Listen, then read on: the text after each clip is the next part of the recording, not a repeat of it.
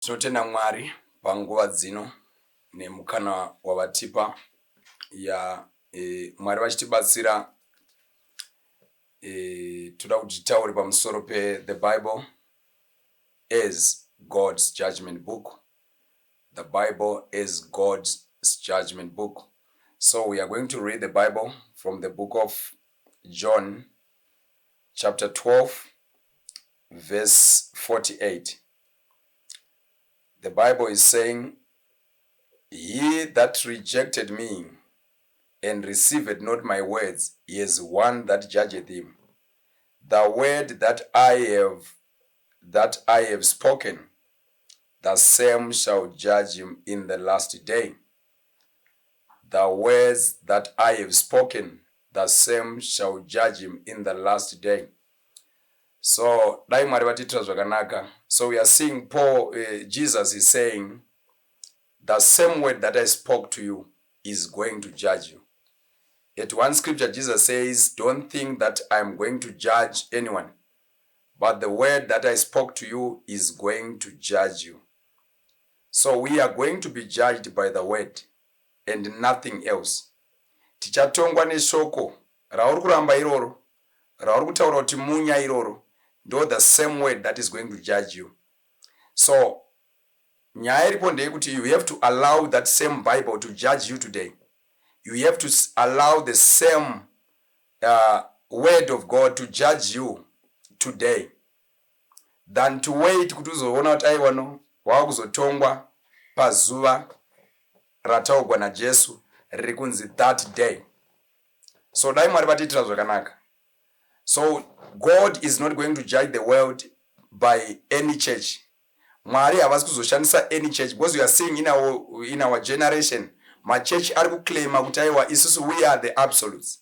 Tisu tichange tishandiswa kuti titonge. Ma-Protestants, ma-Catholics, machichi, all these churches, ma-Pentecost, they are saying vane vachifunga kuti zvavari kudzidzisa ndo zvichashandiswa naMwari kutonga. But God is saying, Jesus is saying, don't think that I'm going to judge you, but the words that I spoke to you is going to judge you. Ndo zvichakutonga ishoko iro, the word that I spoke to you is going to judge you. Nothing else, but shoko raMwari ndo rinotitonga. So let's allow the word of God to judge us today. Tendera shoko raMwari kuti rikutonge in your life. Ritonge everything, your marriage. Kuti shoko raMwari rinoti chii? Marriage yangu, shoko raMwari rinoti chii? Kana yasvika panyaya yemapfekero anofana kuita as a man or as a woman, shoko raMwari rinoti chii? The problem yatiri kuita mugeneration yedu, tine vanhu vanoda malies, vanoda kunyeperwa, vanoda kuavoida. They don't want that discomfort ye truth inouya iri associated nekunzwa chokwadi. Because when you are hearing the truth, hachisi always sweet as you think. Chinogona kutouya chipikisana nezvauri kuita. But you must be ready to say, help us, toda kubatsirikana, than kuti uzviudze uzvinyepere, deceiving yourself, telling yourself uchizviudza kuti aiwa no, uchingogara uri mucomfort yenhema. Dai Mwari vatibatsira. Zvinobatsirei kana pane competition ichaitwa kumberi uko. Wobva wawana coach anokuudza kuti you are very smart, you are looking well, you are looking good, you are looking whatever. Then musi wecompetition wozosvika wondo disqualifyiwa musi wecompetition. Ini ndingatenda kuti ndingada coach anondiudza the truth kuti aiwa gadzirisa apa, gadzirisa apa, gadzirisa apa. Kusvika musi uyoyo ndofana kunge ndava ready and ndava perfect. But that's the problem yatinayo mugeneration yedu inoi. Aisi kuda, they are not ready kunzwa chokwadi. They are not ready to hear the truth. Yet the Bible says they shall know the truth and the truth shall set them free. So we are avoiding the thing that is going to set us free. Tiriku manya chitiza zvacho zvirufana kuti stay set free. Ukaenda pa book of John chapter 17 verse number 17. Sanctify them by thy truth, for thy word is the truth. Sanctify them by thy word, for thy word is the truth. So tinocheneswa, the word of God is there to sanctify us. Kutichenesa, kutita clean, but we avoid it. Because toda kugara tiri mucomfort yekunyeberwa. Toda kugara chiuzo kuti aiwa no zvitori right zvatiri kuita. But rekanikuti God is going to judge you by the word that you are denying.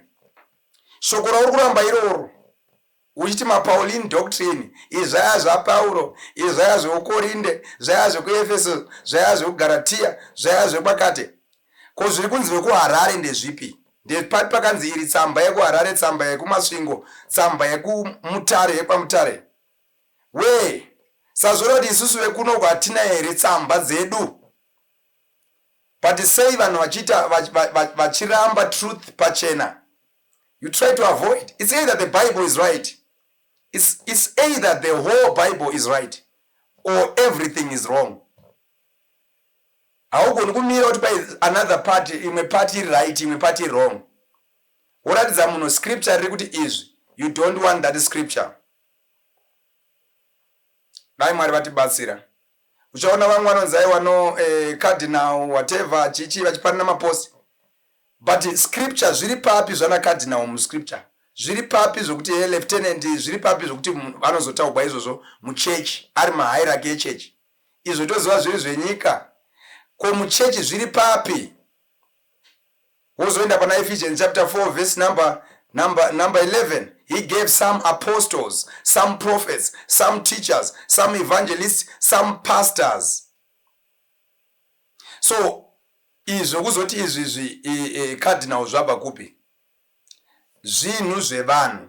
So uchaona kuti vanhu vanoitikwa zvakanaka nekuunza zvinhu zvavo. But Mwari havatolerate doctrine dzemunhu. Mwari havatolerate maidea emunhu. Anyone zvake. Vanoti let every man's word be a lie. Only my word be true. Rega ndikutaurire shoko raMwari chete ndorechokwadi. Ma-ideas evanhu Mwari haambo respect. God is not a respecter. Says zvinotaurwa naPeter. God is not a respecter of persons. Mwari anoremekedza shoko rake. Jeremiah chapter 1 verse number 12. He says, for I am watching over my word to perform it. And the book of Numbers 23 verse 19. God is not a man that he should lie, neither a son of man that he should repent. So God is a respecter of his own word. And shoko iroro akataura through whatever, through the prophets, through the apostles, through revelation, through whatever source channel yanga shandisa. Iroro shoko iroro ndori chakutonga. So dai Mwari vatitira zvakanaka, dai Mwari vatikomborera, vatibatsira tanzwisisa kuti tione kuti we need the word of God. Usada kumhanya zvako uchinyeperwa uchizwa kuti aiwa no zvitori right. Kana shoko raMwari rakakondema zvinhu zvarakakondema, rakatokondema, and that's all. Haungoni kureasona namambo kana vachinge vadeclare something. Mambo vachinge vati izvi ngazviitike, then zvofanira kutoitika. He is the King of Kings, the Lord of Lords. Kana madzimambo epanyika ino achiteererwa, what more? The great King, the Almighty One, the Creator of the universe. Iye muridzi wezvese.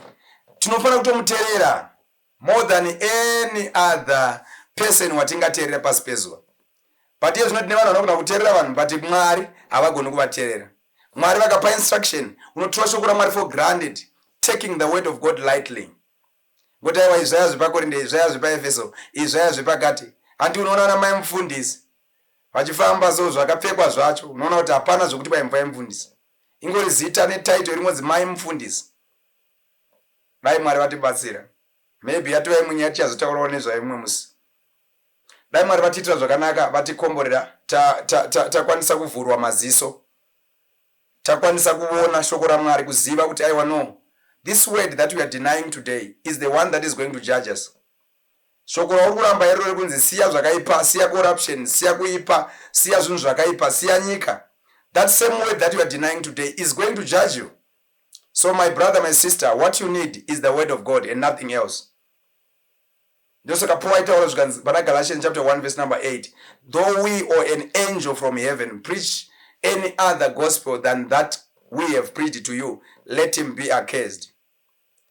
Book of Revelation chapter 22 verse number 18. Ndinopupurira munhu wese anonzwa chiprofita chebhuku iri kuti ani nani achawedzerwa madambudziko uye ani nani achatapudza achabvisirwa zita rake mubhuku reupenyu.